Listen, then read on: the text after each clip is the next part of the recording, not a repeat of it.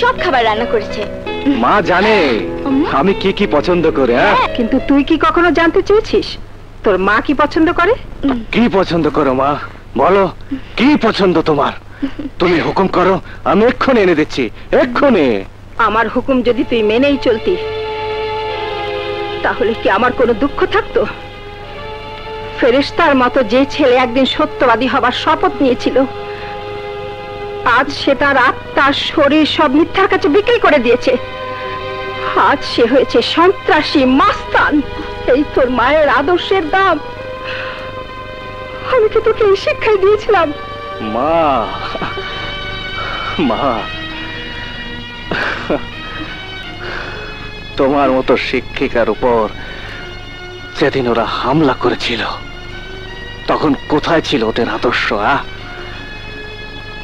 যেদিন এক অসহায় মায়ের গায়ে ওরা হাত তুলেছিল সেদিন কোথায় ছিল সততা? ছিল? ছিল না। কেন ছিল না জানো? আমি বলছি, সেদিন আমরা দুর্বল ছিলাম তাই।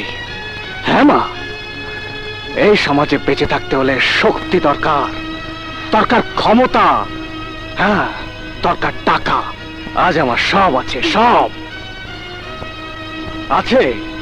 আছে কোনো লোক যে যে আমার বাবার নাম ধরে গাল দেবে?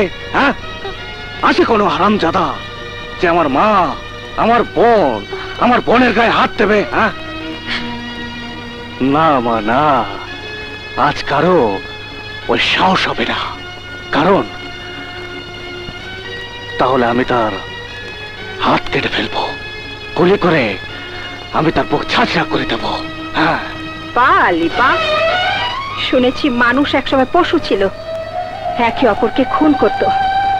কোটি কোটি বছর লেগেছে সেই পশুদের মানুষ হতে, কিন্তু তুই মানুষ থেকে সেই হিংস্র পশু হতে তোর তো এতটুকু সময় লাগলো না।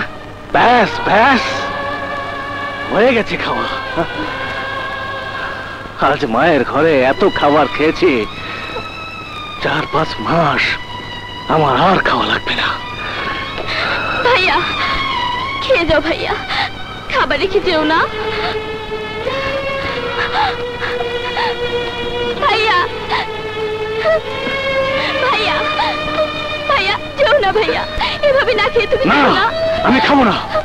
ভাইয়া যেও না, ভাইয়া মা না বুঝে তোমাকে কষ্ট দিয়েছে। না, মা বুঝে শুনে আমাকে আঘাত করে, জেনে শুনে আঘাত করে আমাকে। জানি মার কথা আমার বুকে বুলেটের মতো আঘাত করে, এই বুকে বুলেটের মতো আঘাত করে।